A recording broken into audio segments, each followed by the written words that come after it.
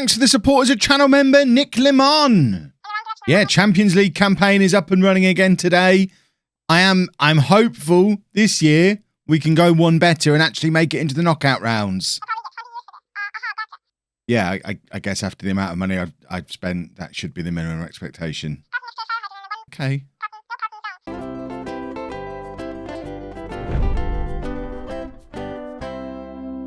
Hello and welcome to part 71 of the Greek Odyssey. I'm Kevin. Coming up on today's episode, we have our first two Champions League games of the season. We're away against Sevilla and at home against Dynamo Kiev. I've got to think 4 points minimum is what we're looking for there if we are going to make it out of this group. It wouldn't be unreasonable to come out of it with 6 points even. I don't really know how good we are compared to Sevilla other than the fact we played them in the pre-season and we're better than them then, but we should be able to beat Dynamo Kiev. Since you were last with me, we have played a couple more league games. We played Zante. In fact, we played Ike. No, hold on. We played those two in the last episode. We played one more league game. We beat Aris 7-0. Claudio Sanchez continuing his ridiculous start to the season with 4 goals in that game. So Claudio Sanchez currently 7 goals from his first 3 games this season, averaging an 8.87. We're definitely not missing Betancourt at the moment. And because of that, I'm not changing the team massively for the Champions League game. Although Acosta could play because there's no limit on non-EU players in the Champions League. How do I bring him in? Carnevale is in there, 2 goals from 3 games.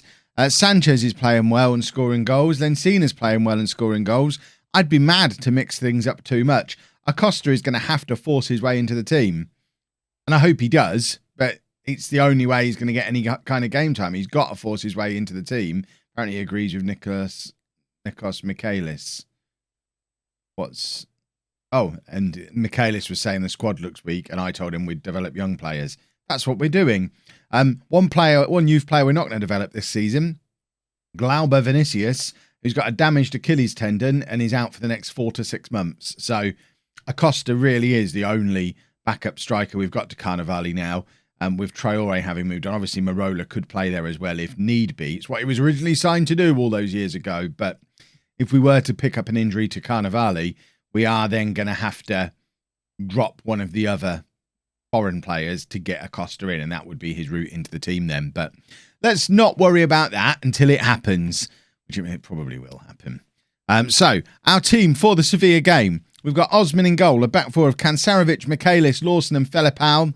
Milo at the base of the midfield, Duffy and Cordoba ahead of him, and then Sanchez, Carnevale and Lencina as our front 3. Let's get into the game, and let's hopefully, at the very least, a draw is what we're looking for here. If we go to Sevilla and win, then I would take that as an early indication that we should be favourites to come out of this group in a qualification spot. If we come here and get beaten, it's going to be very difficult because I suggest Tottenham are probably the best team in the group. And I hope we're the second best team ahead of Sevilla. But I guess we're about to find out. They've got a goal up already.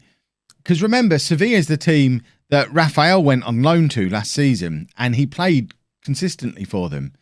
Or it might have been the season before. Whenever it was. Our backup left back, or our third choice left back at the time, I think he was, got in their team. So you would think we're better than Sevilla. But maybe we're not. Oh, please. It's so difficult to gauge how good we actually are based on the games in the Greek league because we just steamroller everyone in Greece now. And then we come into the Champions League and it is like a different world. And that's the big challenge that we've got with this save. Michaelis with the interception there. Milo, very sloppy though. Again, it's the sort of thing he could have got away with domestically. He's not going to get away with that in the Champions League. And it is a first Champions League game for a lot of these young players. So I guess it is going to be a little bit of a culture shock.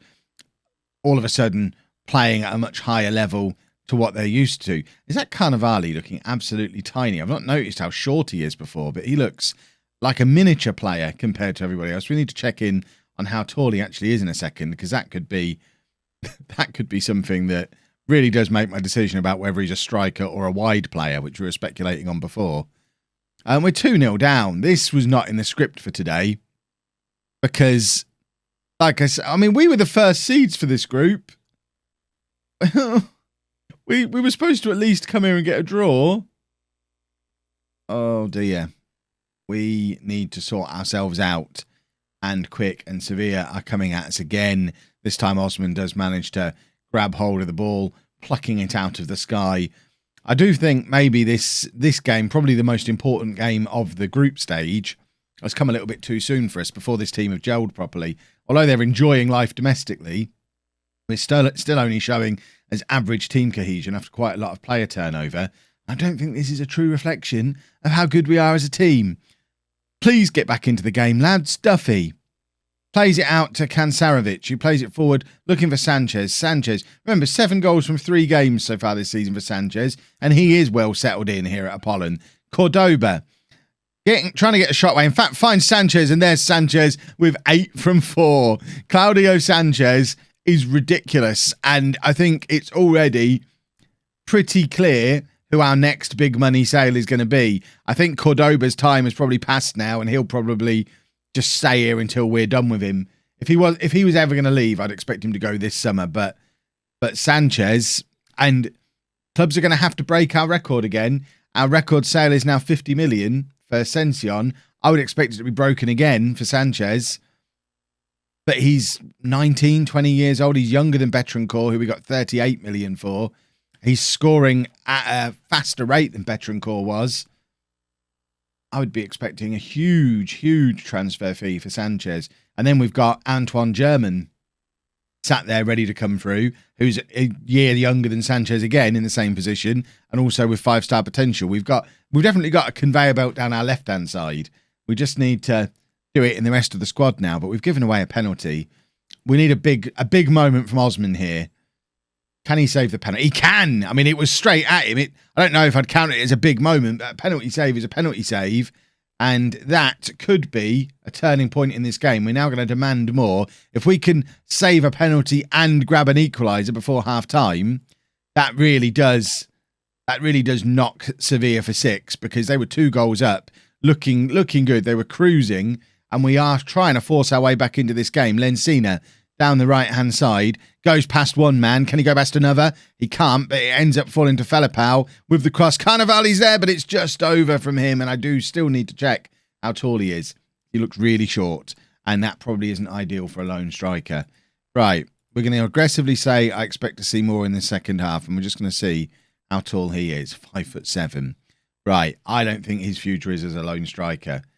Acosta, 5'11", made his Argentina debut in the international break we've just had and scored on his Argentina debut. We need to be getting him into the team sooner rather than later. We'll give Carnevali 15 minutes at the start of this second half to show he's as good as he has been showing us in the league, and then Acosta comes on to make his debut. Duffy to Kansarovic, who's also been having a pretty poor game, ends up with Milo. Milo looking for options ahead of him, plays it to Cordoba, over the top for Sanchez again. Is he onside? I'm not sure he was. I think he probably is offside, but goodness me, it was a good finish. My favourite thing about Sanchez is the way he's just as comfortable with both feet. It makes him such a threat, because he can just hit it with either foot. It's awesome. Make him a striker. Who's in charge of this club? That boy's a striker, surely. Talking of strikers, Carnevali's still not impressing. This is his last chance. Long throw, ends up with Sanchez, who plays it back to Milo. Duffy now, looking to get Lensina in, nods it down to Cordoba. Lensina again, and he does score. And it's a 4th goal of the season for Jorge Lensina. And we might not have sorted the striker issue out, but we have our 2 wingers. And David Marola is going to be looking at this, wishing he hadn't played so hard to get earlier in the summer, because if Marola signs when I first make an offer for him, we don't even buy Lensina. We bought Lensina because we needed him, because we didn't have a right winger, and it's completely self-inflicted from Marola. Right, Acosta is a complete forward, which I like very much about him. Kansarovic, we haven't got Pezic on the bench. We'll bring Kalapitas on, because Kansarovic is having a terrible game. I know I've made 2 early substitutions there, but I've got a taste of blood in my mouth now. I think we can go and beat Sevilla, because I think all the momentum is with us now after them squandering an early lead. And if Acosta is as good as I hope he is, this is how he announces himself. That's a terrible pass was that Kalapitas with the awful, awful pass. Once again showing he's probably not a Champions League quality player, and I probably need to remember that. And that is poor. The goalkeeper doesn't really look like he's aware of what's going on. It's a very soft goal to give away, and it all goes back to what I think was a Kalapitas mistake. But we're not even going to get to see it, I don't think. It is a lovely ball through there. That's a good pass, but I think the keeper probably needs to do a little bit better. This wasn't the plan. This wasn't the plan at all. Right. Who else have we got on the bench? We've got young Dominguez who could come on for Duffy. We've got Dellas. We've got Marola. We're going to try Dominguez. I think this is your first look at him. He came on as a substitute in our last league game, the £40 million signing. So 40 million midfielder for 40 million pound midfielder there. We have some talent. But what we don't have is a point away against Sevilla, because somehow, despite looking like it was only going to be one team scoring the next goal, it's just... I can't fault us for effort. It's not a terrible result. It does make it an awful lot harder for us to get through this group, though. We've now got to go and get a result of some kind of way against Tottenham, presumably, which is not going to be easy. Couple of league games that I'll play through offline, and then Dynamo Kiev, which is must win. Dynamo Kiev, both home and away. We have to win those games to have any chance. So 2 domestic wins later, albeit just 1-0, but then it was against Olympiacos and Panathinaikos, 2 of the better teams in the division. Lencina and Sanchez at it again. They are our attack, it seems. But it is now time for the Kiev game, and we're not making any changes still. I think if Carnevali flops again, Acosta needs to come into the team. But for now, we're winning games. We did well against Sevilla away from home. I've got to have faith with this lineup, because if we bring Acosta in, it's all well and good bringing him in for the Champions League game, but if we're going to bring him in and actually have him as our regular starter, we have to pick one of the other 5 foreign players to drop, and I'm not sure who I would drop. Cordoba, no. Lencina and Sanchez, obviously no. The new right back, whose name begins with F and I can't... Filipao, there we go. I guess it would be him, but that would mean Kalapitas, and Kalapitas made the mistake in the last game. Lencina's done brilliantly here. My word, what a goal. I tell you what, forget any other problems there might be knocking around this club as we try and work out our best team. We have an absolute superstar here. Look at this stat. This is Cernajaki-esque. If you've been watching the Bourne series, very reminiscent of a certain goal in the Samitar Cernajaki repertoire. And with Lencina and Sanchez out wide, I think I could play up front, and this team is going to be a good side. I don't think it matters what's going on in the other Champions League games. So I'm trying to see. Have Tottenham and Sevilla already played? If they didn't look like they were on the latest scores, which means Tottenham have beaten Sevilla, which means if we can then beat Sevilla, it's like last season all over again with Porto. If we can beat Sevilla by more than 1 goal at our place, then we should go ahead of them on the head-to-head if we end up level on points. Because I'm expecting everyone to beat Dynamo Kiev, Tottenham to beat everybody, and us and Sevilla to end up level on points. That seems like the obvious thing that would happen, because I think we should be able to beat Sevilla at home. And then I guess it just depends on if we can beat them. If we can do 2-0 over them, then we go above them if we're level on points. It's a little bit early to be worrying too much about that, and I probably won't be doing any controversial tactical decisions to try and engineer that this year. We'll just try and win every game that's put in front of us. But I have fresh hope if Tottenham have beaten Sevilla and we look good and beat Dynamo Kiev. Right, Duffy to Cordoba. Cordoba playing the ball forward, looking for Filipao, who's gone miles forward. Plays it into Carnevali, who can't get his shot away, and it's cleared again. Tomorrow's episode is going to be both of the games against Tottenham, by the way, because they happen to be our 2 middle games. So we're going to really have a clear idea of where we stand after those. If we lose them both, we have a problem. If we can pick up a point, we can pick up 2 points. 4 points would be amazing. But yeah, I suspect tomorrow's episode might not be as successful as hopefully this one's going to end up being, as we go 2-0 up through Duffy, and it's now Cordoba playing the ball over the top, looking for Carnevali, but can't find him.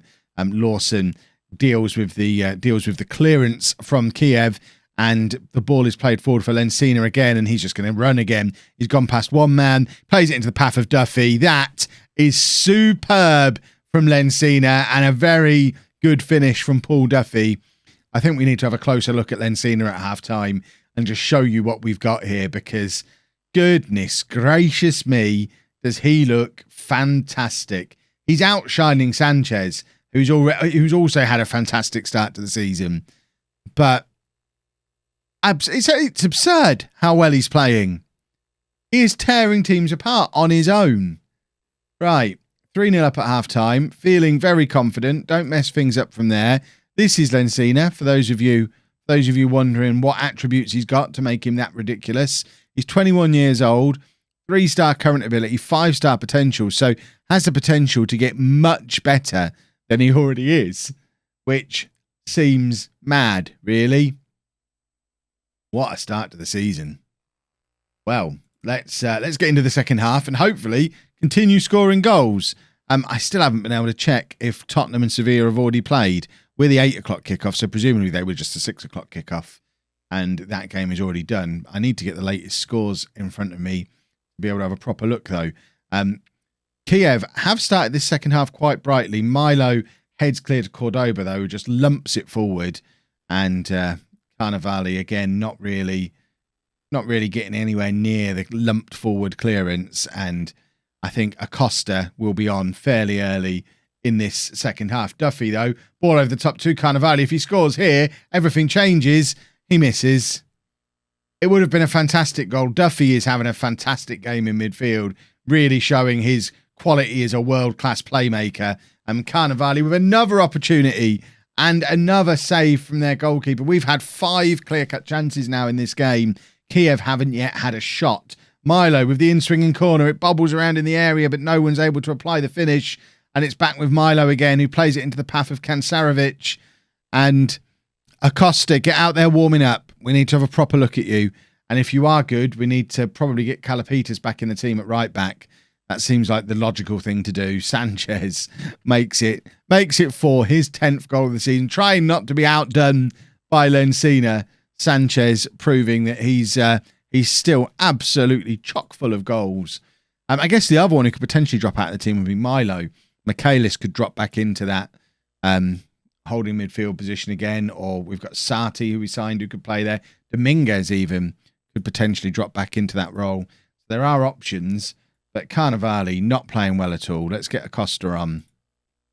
Give him half an hour again. And because the thing is, I keep talking about how do we get Acosta into the team.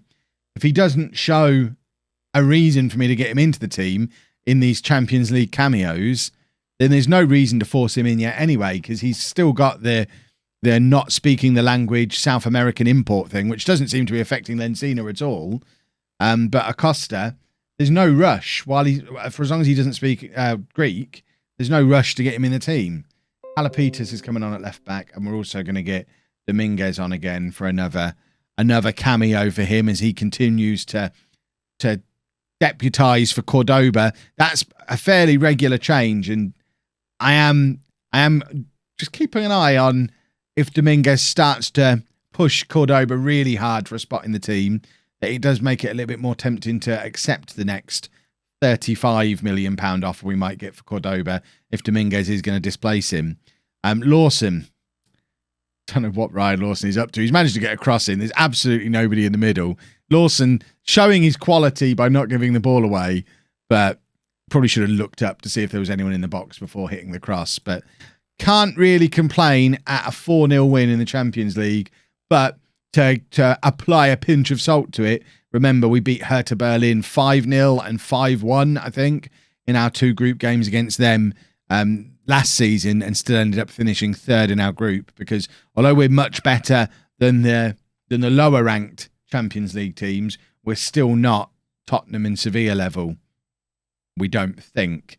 We'll find out for sure tomorrow when we play Tottenham home and away, and really we'll have a better idea of how this group's likely to shake up. If you've enjoyed that, please make sure you leave a nice big thumbs up on there for me. Subscribe to the channel for daily Football Manager videos. and thank you very much for watching.